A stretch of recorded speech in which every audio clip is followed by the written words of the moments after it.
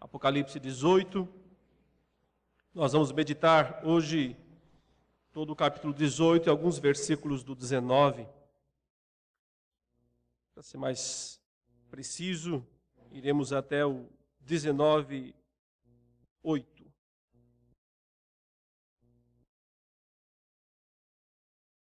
Apocalipse, capítulo 18. Até aqui nós temos meditado no livro de Apocalipse, já estamos em direção ao final deste livro, para aquelas últimas descrições gloriosas que nos remetem ao novo céu, à nova terra, ao juízo final. Mas antes disso, ainda temos que passar pelas descrições, de certa forma, mais sombrias, mais tenebrosas, que são as descrições daqueles tempos que antecedem a segunda vinda de Jesus e que com a segunda vinda de Jesus se acabam, chegam ao seu final. Nós temos visto desde o capítulo 12 de Apocalipse que Satanás, o dragão, descrito lá no capítulo 12, tem 3 aliados, através dos quais ele persegue, desorienta, tenta e desvia os crentes da verdade, os crentes da palavra de Deus. Esse é seu modo de agir em toda a história.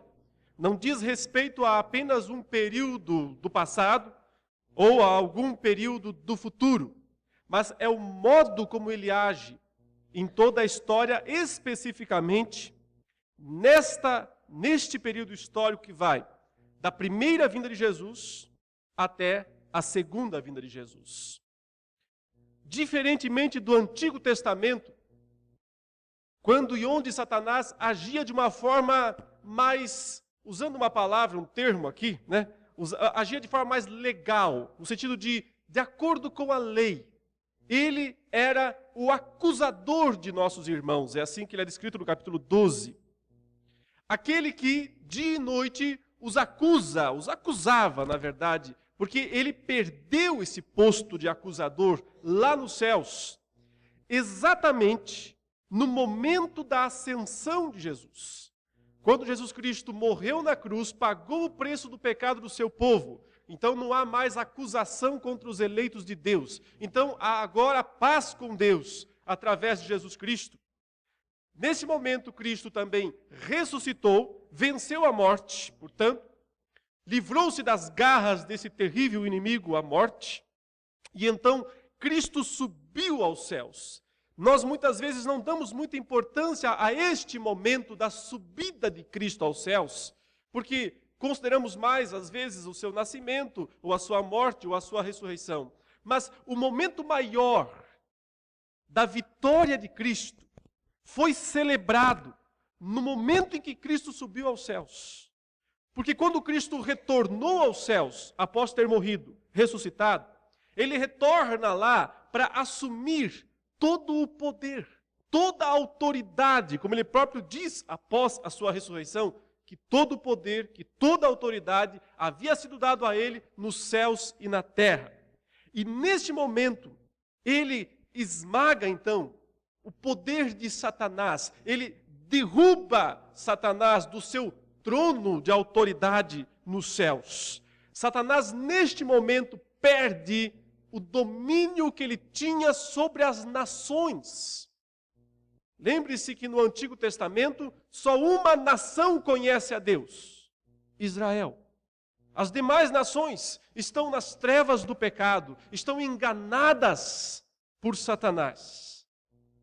Mas quando Jesus morre na cruz pelos pecados do seu povo, dos seus escolhidos, de todas as tribos, raças, línguas e nações, e quando Jesus ressuscita e volta para os céus, desse dia em diante, Satanás não tem mais condições de manter as nações na incredulidade, de manter as nações distantes da aliança de Deus. E deste dia em diante, o Evangelho percorre a terra inteira, vitorioso e para vencer. Deste dia em diante, ninguém mais pode deter o Evangelho.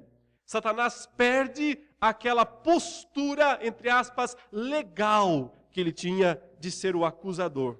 e ele é lançado para a terra, diz Apocalipse 12, cheio de grande cólera, irado, terrivelmente irado, porque ele percebe que sofreu uma derrota irreversível. Ele nunca mais voltará àquele posto de acusador. Ele nunca mais terá o poder que ele tinha antes. E aí está a causa da ira de Satanás, então, descendo à terra. E agora, como não pode mais enganar as nações, como não pode mais manter o mundo na incredulidade, porque o evangelho vai vencer, é vitorioso e vai conquistar adeptos de todas as nações. Aí estamos nós, 2000 anos depois disso, como uma prova, uma evidência concreta de que esse evangelho é vitorioso e para vencer, e alcança os povos mais distantes. Como ele não pode mais impedir isso, só lhe resta então se voltar diretamente contra o povo de Deus e fazer aquilo que ele não fazia tanto no Antigo Testamento, que é lutar, entrar em briga direta com o povo de Deus. E é por isso que o apóstolo Paulo descreve em Efésios 6 que a nossa luta não é contra carne e sangue, mas contra os principados e potestades. Quando Paulo usa a palavra luta, ele não está dizendo guerra no sentido amplo, mas particular. Luta dá uma ideia de combate corpo a corpo, pessoal, individual.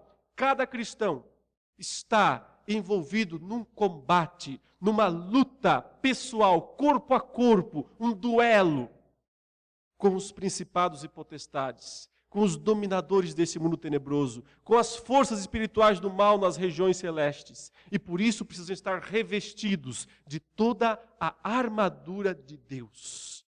Porque vem bomba, porque vem oposição. E a oposição que é descrita aqui em Apocalipse vem de 3 fontes, os 3 aliados do dragão. O primeiro aliado, a besta do mar, que representa todo o poder político, militar, econômico, a força humana a serviço do dragão para perseguir, para matar, para julgar, para punir os verdadeiros cristãos. O segundo aliado do dragão, a falsa religião, a besta que sobe da terra, aquela que tem chifres como o cordeiro, mas fala como o dragão, o falso profeta, aquele que prega a religião, mas é uma religião enganadora, é uma religião vazia de Deus, uma religião sem a palavra, uma religião cheia de humanismo e cheia de sinais também, de milagres, de prodígios, mas totalmente humanista. E o terceiro aliado do dragão é descrito de uma maneira extraordinária, porque é uma grande prostituta. E ela aparece vestida de escarlate, montada na besta, a besta que é o poderio humano, de uma forma geral. E ela representa na Bíblia a área humana do entretenimento, a área humana ligada aos prazeres. Então observe que Satanás está interessado e age nessas 3 grandes áreas da vida humana: política, religião, entretenimento. As garras do dragão estão em ação nesses 3 grandes aspectos da vida humana. Ele usa esses 3 grandes aspectos, essas 3 grandes áreas da vida humana para tentar, para desviar, para enfraquecer o povo de Deus. O último aliado do dragão, ou inimigo da igreja, que foi por último descrito em Apocalipse, é o primeiro a cair. É o primeiro a ser descrita a sua queda. A queda de Babilônia não aconteceu ainda, ela foi decretada, mas não aconteceu ainda, porque ela acontecerá na segunda vinda de Jesus. Mas o capítulo 18 já antecipa isso, mostrando em 7 atos. E não é por acaso, mais uma vez, o número 7 aqui. Em 7 atos, a queda de Babilônia. Permanecendo 2 palavras para a igreja, 2 mensagens para a igreja, que eu já antecipo e digo quais são, para que nós pensemos nelas ao longo da exposição e lá ao final entendamos o sentido. As palavras são: separação e exultação. São as duas expressões que resultam para a igreja a partir desta passagem. Comecemos a ler, meus irmãos, o versículo 1 deste que é um dos capítulos mais vibrantes do Apocalipse, porque a perspectiva da queda de Babilônia deve levar a igreja a duas atitudes: separação e exultação. Depois destas coisas, diz o versículo 1 do capítulo 18, vi descer do céu outro anjo, que tinha grande autoridade, e a terra se iluminou com a sua glória. Então exclamou com potente voz, dizendo: caiu a grande Babilônia, e se tornou morada de demônios, covil de toda espécie de espírito imundo e esconderijo de todo gênero de ave imunda e detestável, pois todas as nações têm bebido do vinho do furor da sua prostituição. Com ela se prostituíram os reis da terra, também os mercadores da terra se enriqueceram à custa da sua luxúria. Aqui nós temos o primeiro ato dos 7 que descrevem a perspectiva da queda de Babilônia. O Apocalipse então relata um anjo descendo do céu. Ele vem para trazer uma mensagem. É óbvio que esse é um sentido espiritual, é um sentido simbólico. Nós não devemos tentar identificar isso com algum momento ou dado histórico. É uma ação atemporal. É uma ação que ao mesmo tempo nos leva a pensar, a lembrar na obra de Cristo. Por que é que cai Babilônia? Porque Cristo subiu. Por que é que os inimigos caem? Porque Cristo foi entronizado nos céus. Então, sempre em perspectiva, nessas grandes descrições da queda dos inimigos, está a vitória de Cristo. A vitória daquele que se entronizou lá nos céus e, portanto, decretou a queda dos seus inimigos.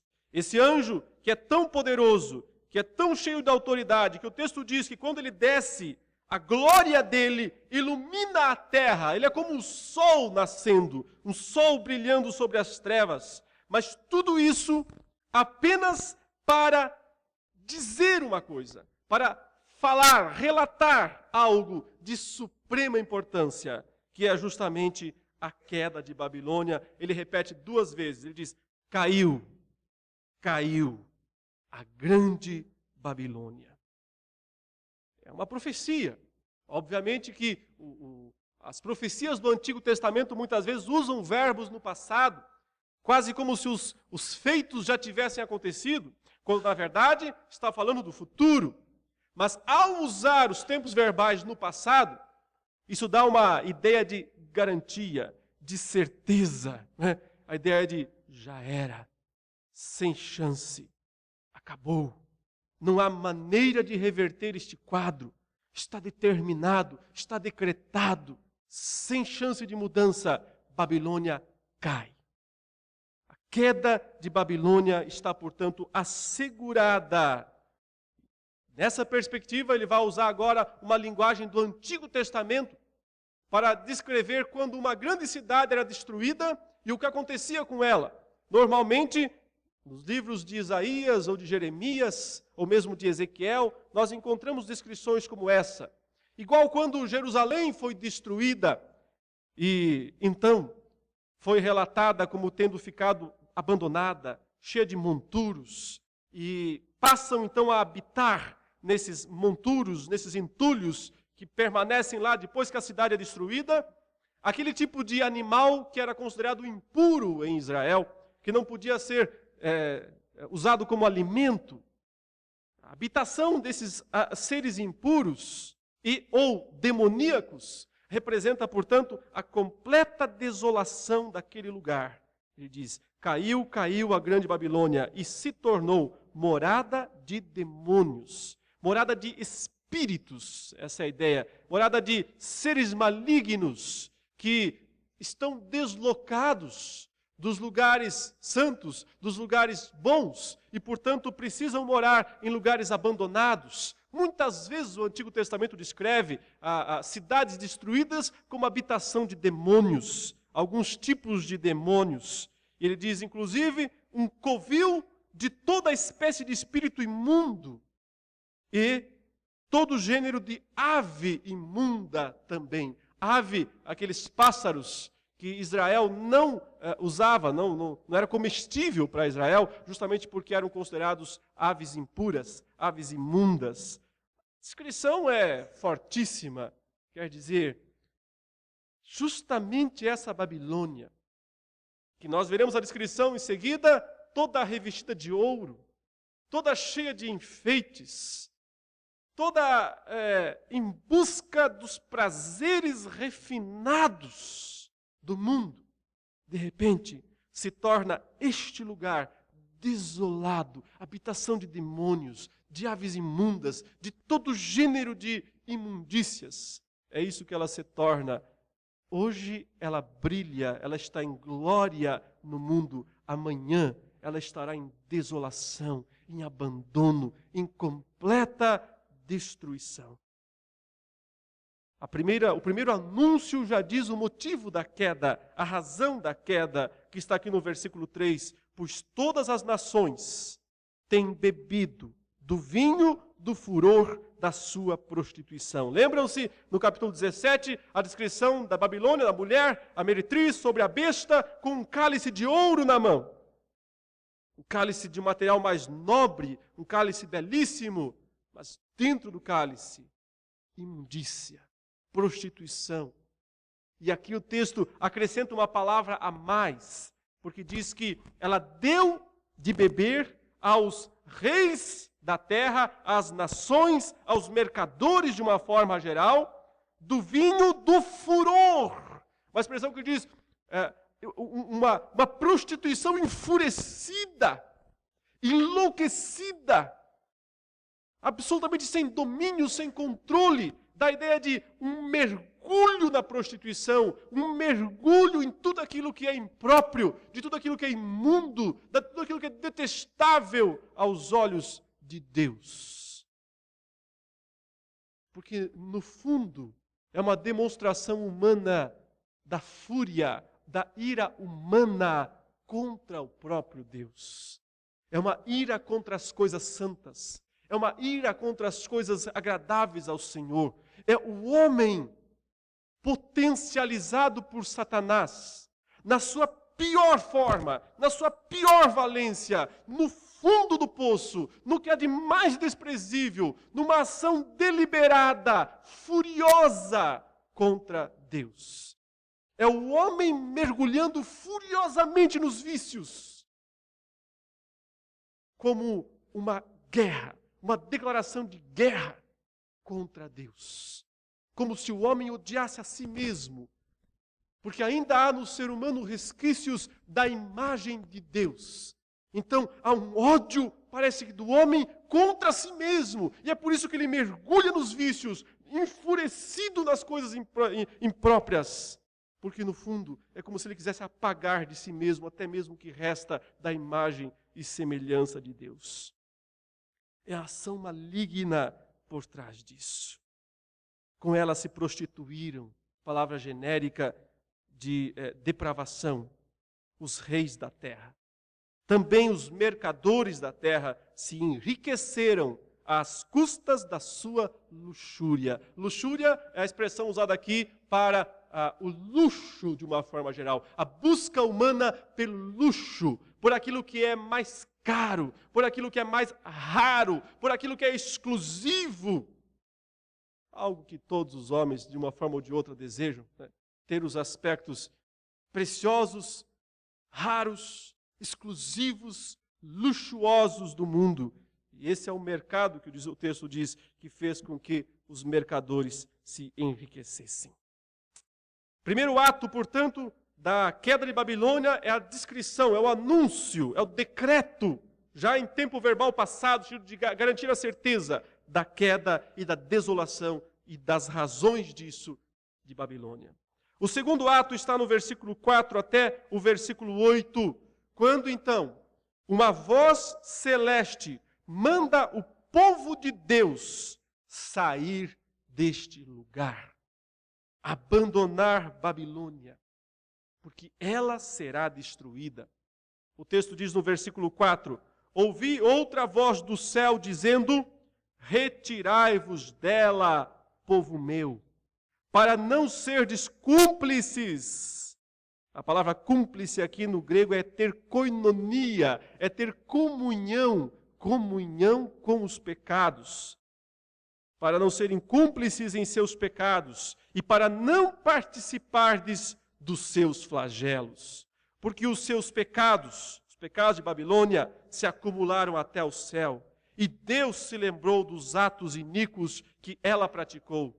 Dai-lhe em retribuição, como também ela retribuiu. Pagai-lhe em dobro, segundo as suas obras. E no cálice em que ela misturou bebidas, misturai dobrado para ela. O quanto a si mesma se glorificou e viveu em luxúria, dai-lhe em igual medida tormento e pranto. Porque diz consigo mesma: estou sentada como rainha, viúva não sou. Pranto nunca hei de ver. Por isso, em um só dia sobrevirão os seus flagelos, morte, pranto e fome, e será consumida no fogo, porque poderoso é o Senhor Deus que a julgou.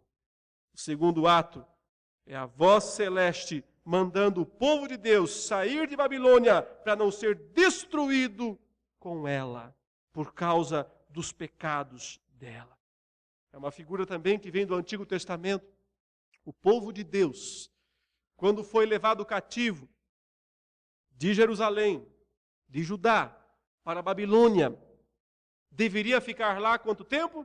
70 anos. A profecia de Jeremias dizia: 70 anos depois, Judá, Jerusalém, vai retornar à terra da promessa.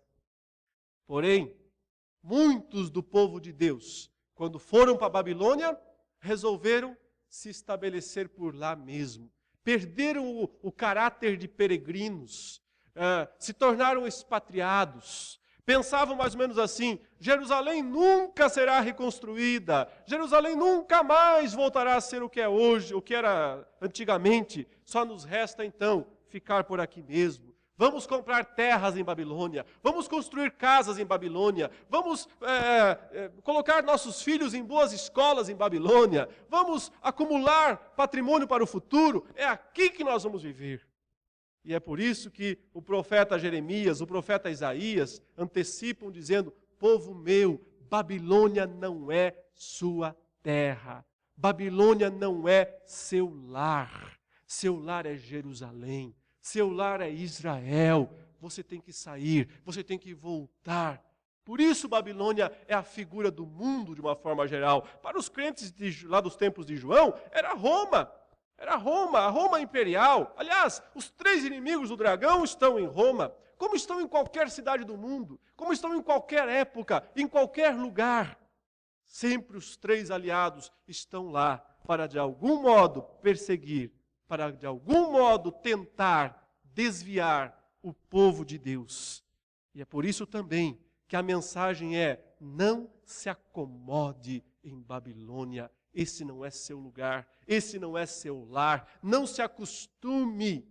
Queridos, uma das coisas mais complicadas para nós crentes que vivemos na era da mídia, na era do bombardeio de imagens, na era da multiplicação da iniquidade, da multiplicação da violência, da multiplicação da nudez, da prostituição, da devassidão, é justamente nos acostumarmos com estas coisas.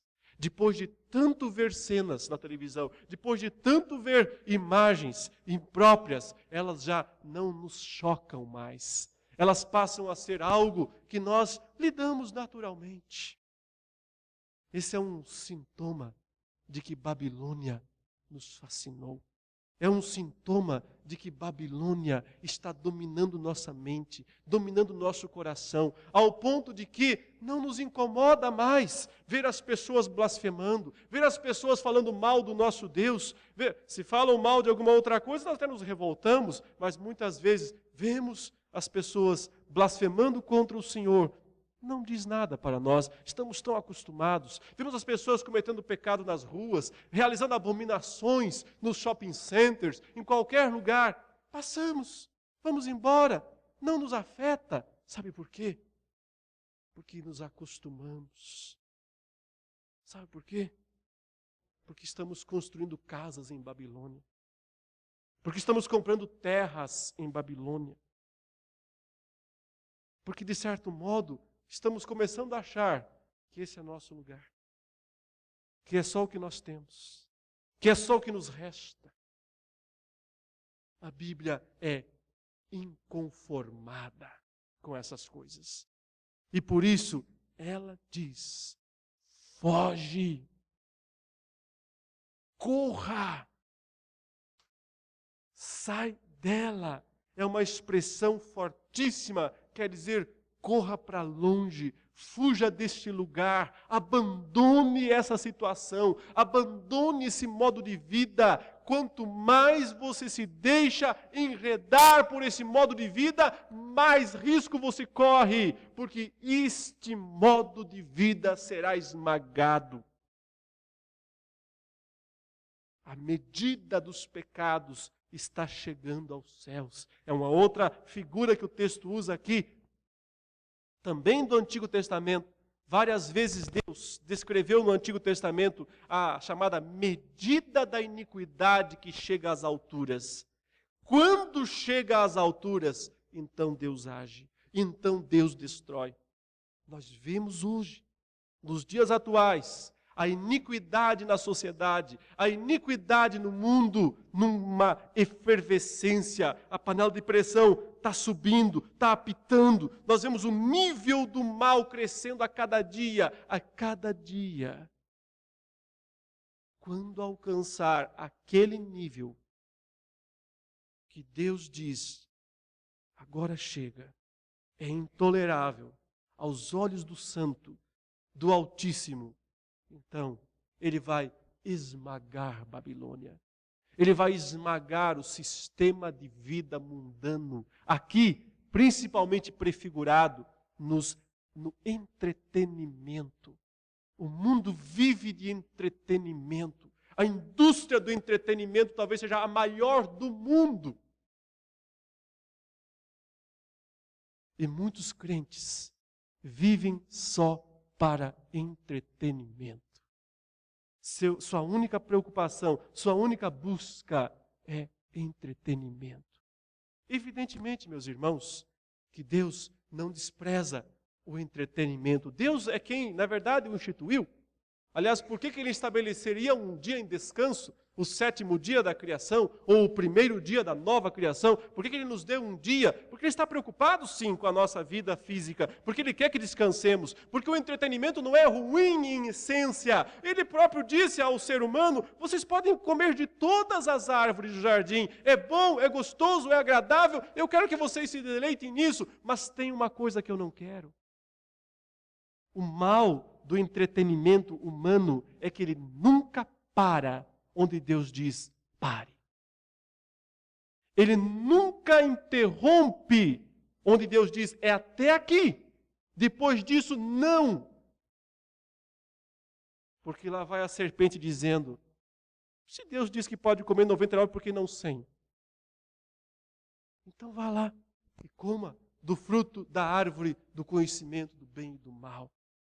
O problema da busca da felicidade através do entretenimento do homem, do mundo, é que ele não vai parar onde Deus diz, pare.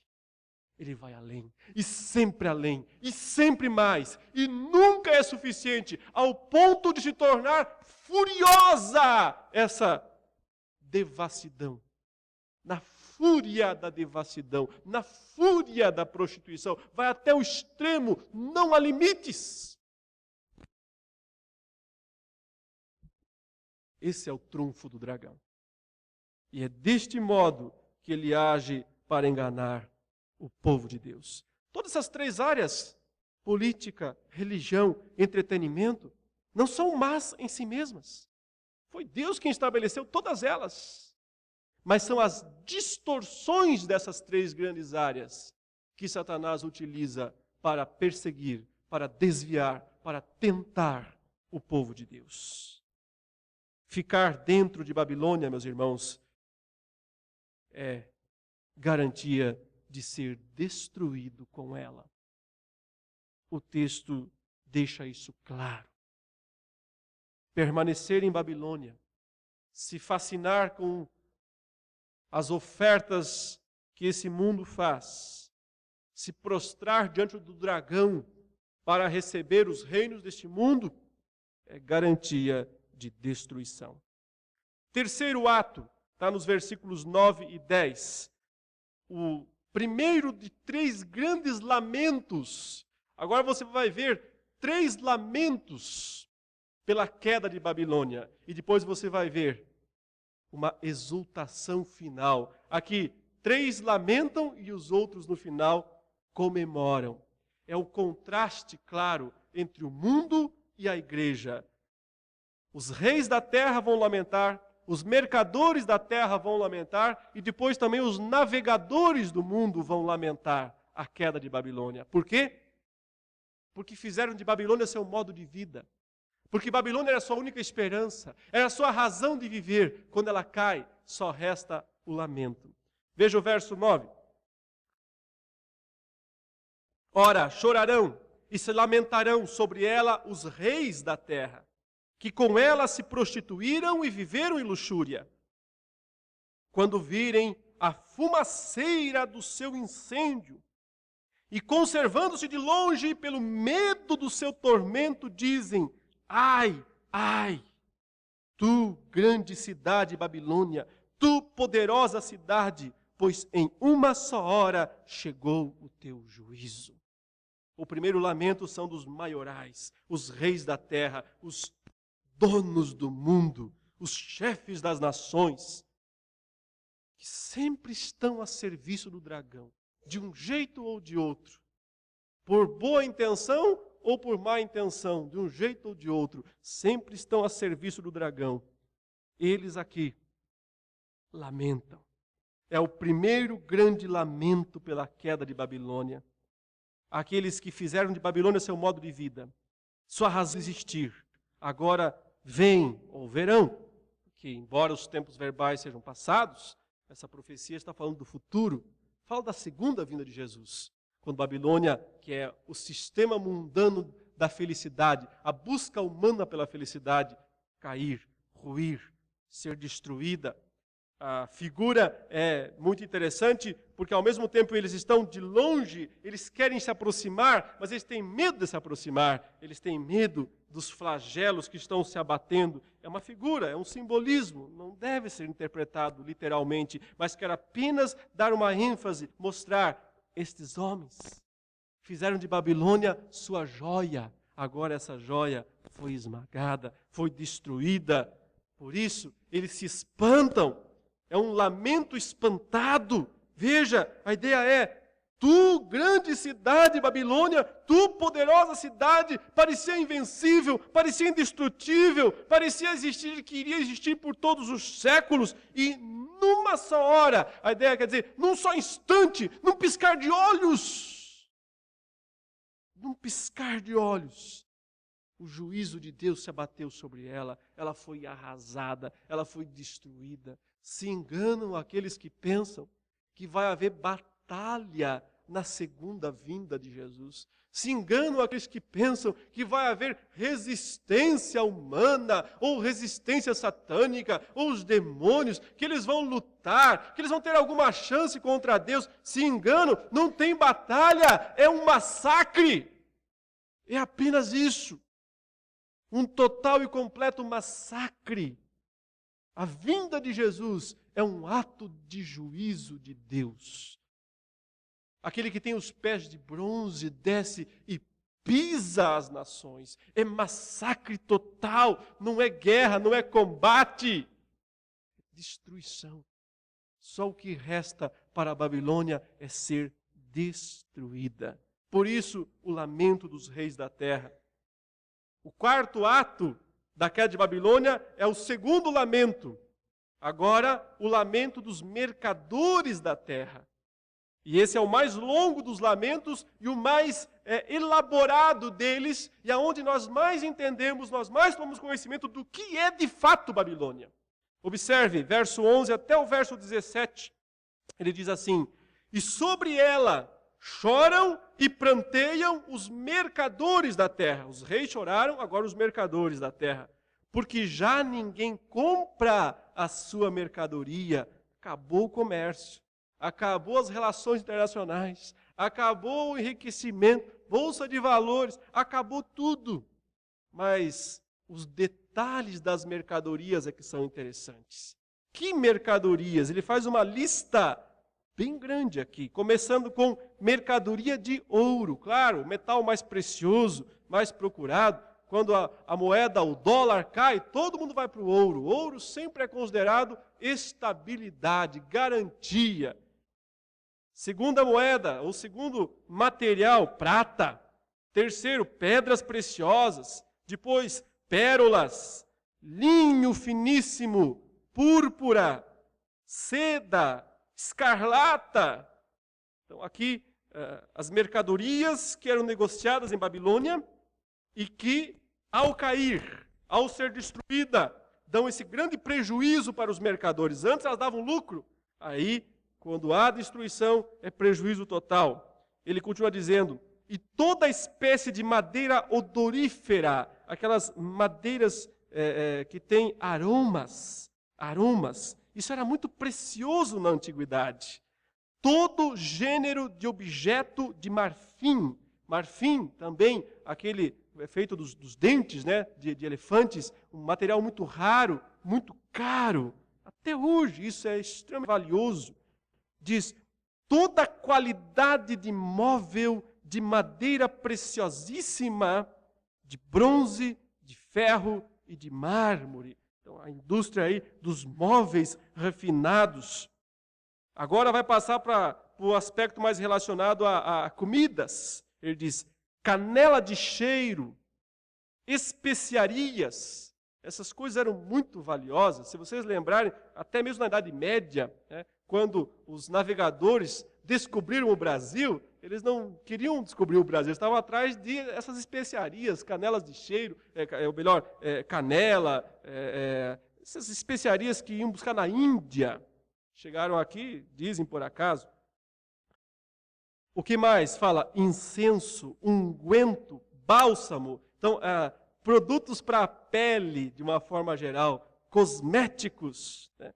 O que mais? Vinho, azeite, flor de farinha, trigo. Então aqui, aquela parte de alimentação mesmo. Gado, ovelhas, cavalos, carros.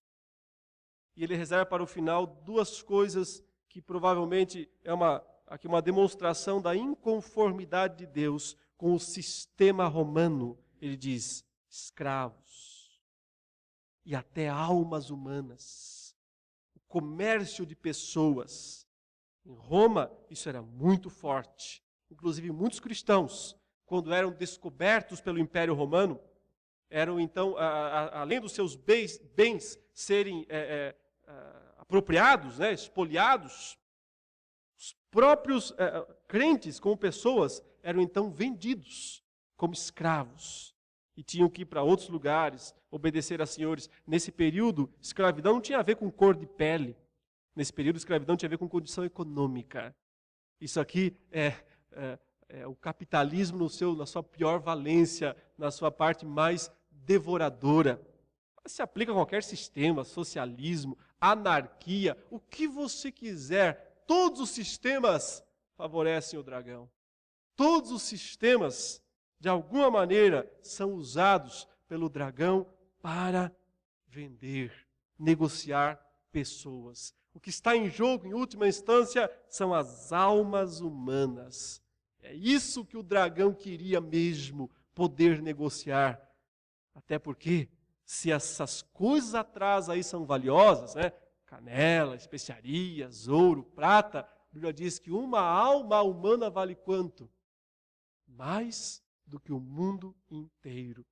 E essa Satanás não pode comprar, mas Cristo pode. Com o seu sangue, Ele é de fato quem compra. Mas veja a continuidade da descrição, o verso 14 diz, o fruto sazonado, a ideia aqui é aquele fruto de primeira, que não tem nenhuma machucadinha, aquela fruta, aquela maçã, né? aquela pera perfeita, a mais cara, a mais cobiçada, a mais desejada, o fruto sazonado que a tua alma tanto apeteceu, se apartou de ti e para ti se extinguiu, acabou, tudo que é delicado e esplêndido e nunca mais serão achados. Por isso os mercadores aqui choram, diz o versículo 15, os mercadores destas coisas que por meio delas se enriqueceram, igual os reis, ficam lá longe, conservar-se-ão de longe pelo medo do seu tormento, chorando e pranteando, dizendo, mesmo coro dos reis, ai, ai, da grande cidade que estava vestida de linho finíssimo, de púrpura e de escarlata, adornada de ouro, de pedras preciosas e de pérolas, porque em uma só hora ficou devastada tamanha riqueza. Mais uma vez, meus irmãos, Deus não é contra a riqueza em si. Deus não é contra a busca do conforto, querer ter uma boa casa, querer ter uma boa roupa, querer ter uma boa comida. Deus não é contra isso.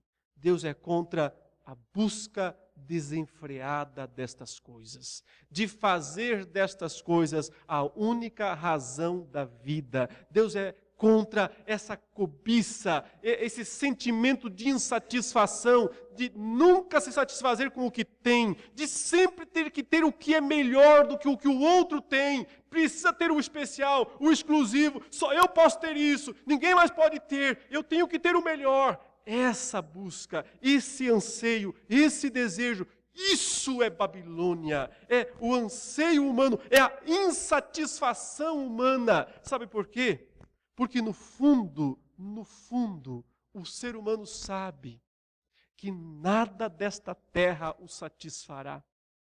No fundo, o ser humano sabe que só há verdadeira satisfação humana no Criador, em Deus, o Deus que o fez. Mas como esse homem está rebelde contra Deus, e esse homem não vai se prostrar diante de Deus, então ele vai buscar em tudo mais, em todas as outras coisas, e principalmente naquilo que é mais exclusivo, mais refinado, mais chique, ele vai buscar nestas coisas a razão da sua vida. A felicidade, o valor, o senso de valor. Não percebe que ao fazer isso, ele está se vendendo, se prostituindo. Essa é a prostituição de Babilônia. É o vender a si mesmo, é o vender a sua mente, é o vender o seu coração, é o vender a sua alma para o mundo, é o se vender em busca de prazeres. É aí que você perde o valor de si mesmo. O seu valor está em Deus.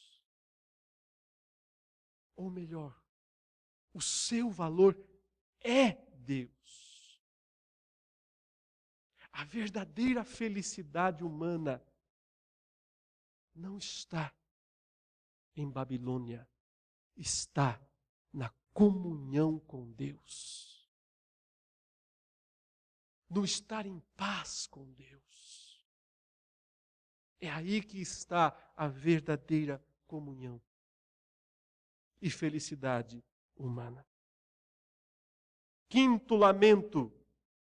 Agora são os marinheiros lá no mar, vendo a cidade pegando fogo, né? É um símbolo de Roma sendo destruída. E lá eles estão também chorando, lamentando. Veja quanto lamento, quanto lamento. Claro, era o maior tesouro deles, acabou. Onde está o teu tesouro, a Bíblia diz? Aí está o teu coração. O teu tesouro está em Babilônia. Péssimo lugar para colocar os seus investimentos. Investimento inseguro, totalmente inseguro, porque a catástrofe vai destruir todos os seus investimentos. Esta é a ideia desta cena. E todo piloto, diz o final do versículo 17, e todo aquele que navega livremente, e marinheiros, e quantos labutam no mar, conservaram-se de longe, Então, vendo a fumaceira do seu incêndio, gritavam: que cidade se compara à grande cidade? Olha só o lamento deles. Lançaram pó sobre a cabeça e chorando e pranteando, gritaram: ai, ai, da grande cidade, na qual se enriqueceram todos os que possuíam navios no mar, à custa da sua opulência, porque de uma hora só foi devastada. 3 lamentos de 3 classes de homens: os reis, os mercadores, os marinheiros. Simbolizam todos aqueles que fazem de Babilônia a razão da vida, que fazem de Babilônia o seu modo de viver. Os 3 ficam chupando o dedo, os 3 ficam de mãos vazias, perdem tudo. E por isso o desespero, por isso o choro, por isso o pranto. A estrutura literária desse capítulo é tão interessante, porque daqui a pouco vai começar a comemoração. Até aqui é só choro, é só lamento. Daqui a pouco vai começar a comemoração. Mas é como se o autor não conseguisse esperar chegar a hora. Ele antecipa alguma coisa aqui no versículo 20. Ele ainda vai falar mais de destruição, mas ele não aguenta. Ele próprio está mostrando: estão chorando, estão chorando, estão chorando. E o versículo 20 diz: salte de alegria, ó céus. Ele não aguenta, ele antecipa a comemoração. É como se ele estivesse compartilhando, assim, tipo, fingindo, né? E estão chorando, e coitados, perderam tudo, perderam tudo. Ele diz: chega de disfarçar, isso é festa, é festa para o povo de Deus. Exultai sobre ela, ó céus. Vós, aqui ó, 3 classes de pessoas: santos, apóstolos e profetas. Porque Deus contra ela julgou a vossa causa. Ele antecipa a comemoração, dizendo assim: para nós isso é festa, vai ser tanta aleluia, vai ser tanta glória a Deus, quando isso acontecer, que já nos resta antecipar isso. A ideia é essa mesmo, traz um pouquinho para o presente. Ela não caiu ainda, mas ela vai cair. Por isso 2 palavras, não é? Primeira, separação. Sai dela. Afaste-se. Isso é sinônimo de santidade. Segundo, já comemore. Antecipe a exultação. Ela não caiu, ela vai cair. Está certo, está garantido, inevitável. Então chega a 6ª cena, que está nos versículos 21 a 24. O anjo agora vai encenar a queda de Babilônia. Ele vai usar de uma figura ilustrativa para dizer: desse modo. Verso 21. Então, um anjo forte levantou uma pedra, como grande pedra de moinho, e arrojou-a para dentro do mar, dizendo: assim com ímpeto será arrojada Babilônia, a grande cidade, e nunca jamais será achada. E voz de arpistas, de músicos, de tocadores de flautas e de clarins, jamais em ti se ouvirá, nem artífice algum de qualquer arte jamais em ti se achará. E nunca jamais em ti se ouvirá o ruído de pedra de moinho, também jamais em ti brilhará a luz de candeia, nem voz de noivo ou de noiva, jamais em ti se ouvirá, pois os teus mercadores foram os grandes da terra, porque todas as nações foram seduzidas pela tua feitiçaria, e nela se achou sangue de profetas, de santos e de todos os que foram mortos sobre a terra. O furor da grande prostituta, na verdade, é por sangue. Sangue de crentes, sangue de santos, sangue de profetas, sangue de apóstolos. É só você lembrar, meu querido irmão, minha querida irmã, que quase todos os apóstolos de Jesus foram mortos em Roma. Quase todos foram mortos lá dentro, né, do covil da grande prostituta. O anjo aqui, para dar ênfase, ele não se contentou, já descreveu no início, caiu, mas agora ele diz: quer ver? É assim. Ele pega uma pedra grandona e joga no meio do mar e diz: é deste modo. Ela vai ser lançada para o meio do mar. Ela vai desaparecer. Depois que a pedra afunda, ficam umas ondinhas, daqui a pouco não fica nada. Esse é o fim de Babilônia. Esse é o fim dos investimentos humanos. Esse é o fim dos tesouros humanos. De tudo aquilo que o ser humano valorizou na sua busca frenética por felicidade, mas uma felicidade longe de Deus. Por isso, esses 6 atos até aqui, essas 6 cenas, mostram a certeza da queda de Babilônia e o lamento daqueles que perdem o que achavam que era de melhor. Mas a 7ª e última cena é a comemoração celeste, que está aqui do versículo 1 em diante do capítulo 19, pela queda de Babilônia. Vai ser o maior coro de aleluia que nós temos no livro inteiro. Ele diz assim: depois destas coisas, ouvi no céu uma como grande voz de numerosa multidão dizendo: aleluia! Quer dizer, glória a Deus, glória a Yahvé, glória ao Senhor. A salvação e a glória e o poder são do nosso Deus. Porquanto verdadeiros e justos são os seus juízos, pois julgou a grande meretriz que corrompia a terra com a sua prostituição, e das mãos dela vingou o sangue dos seus servos. Segunda voz disseram, aleluia, e a sua fumaça, a fumaça da destruição de Babilônia, sobe pelos séculos dos séculos. Os 24 anciãos e os 4 seres viventes prostraram-se e adoraram a Deus, que se acha sentado no trono, dizendo, amém, aleluia.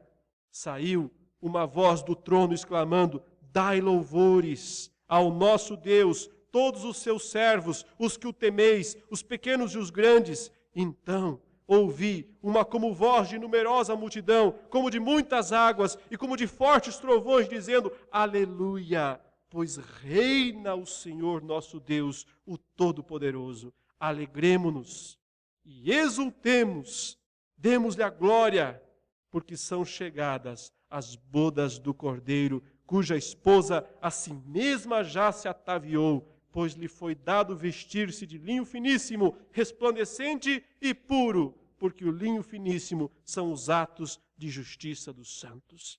Ou seja, caiu a prostituta, aparece a noiva. Aparece a igreja, vestida de linho puro, santo. Depois que a prostituta é destruída a Babilônia, então surge, aparece a igreja.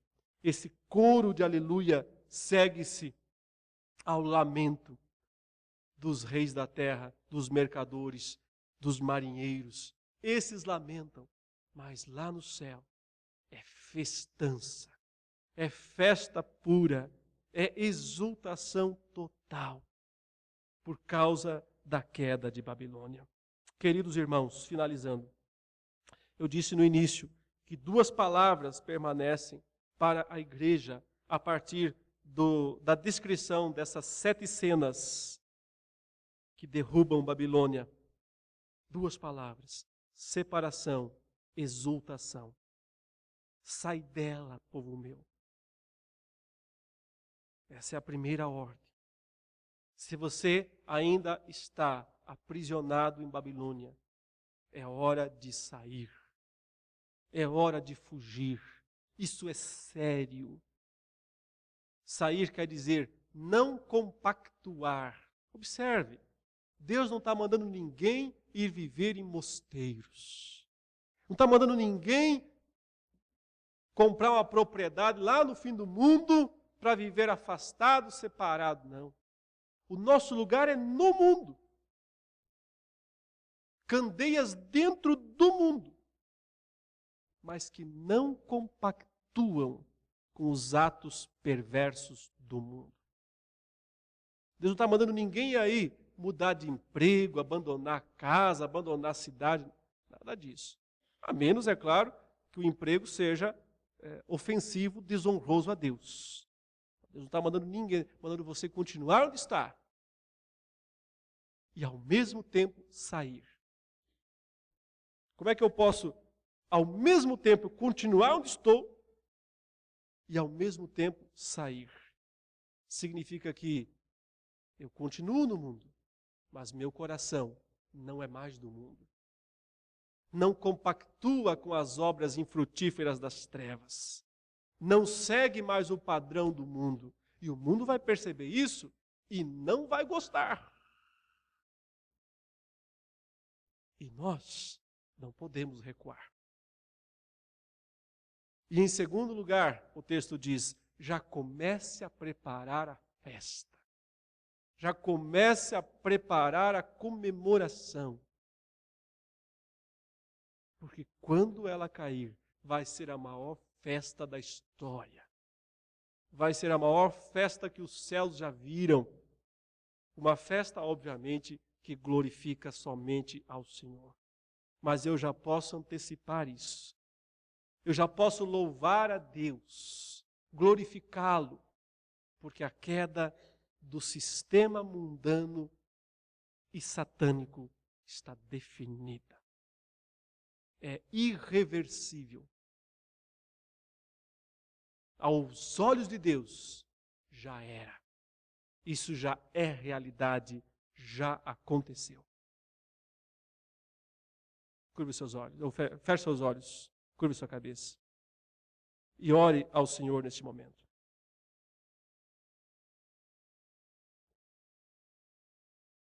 Todo-Poderoso Deus, Senhor dos céus, Senhor da terra, é diante do soberano, do Rei dos reis e do Senhor dos senhores que nós estamos nesta noite. Admirados, ó Deus, em primeiro lugar, da grandeza da tua glória, do poder dos teus propósitos, da certeza dos teus decretos.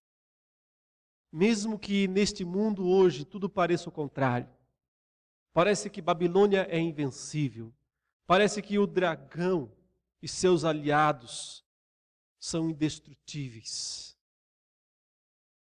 Mas quem é invencível mesmo é Jesus Cristo, nosso Senhor, o Rei dos reis, o Senhor dos senhores. Dá-nos, ó Pai, que nos apeguemos mais e mais à Tua palavra, para que dela encontremos, ou nela encontremos o conforto, o sustento, a coragem para fazer o que tem que ser feito. Sair de Babilônia e exultar na grandeza de Deus e dos seus propósitos. E agora, ó Pai, neste momento solene, em que nos preparamos para partilhar o pão, para compartilhar o santo cálice, não aquele das imundícias, mas do puro, precioso sangue de Jesus Cristo.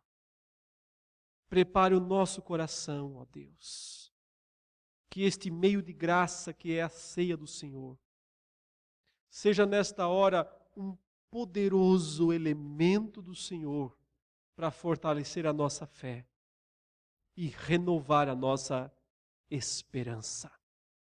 Em nome do Senhor Jesus. Amém.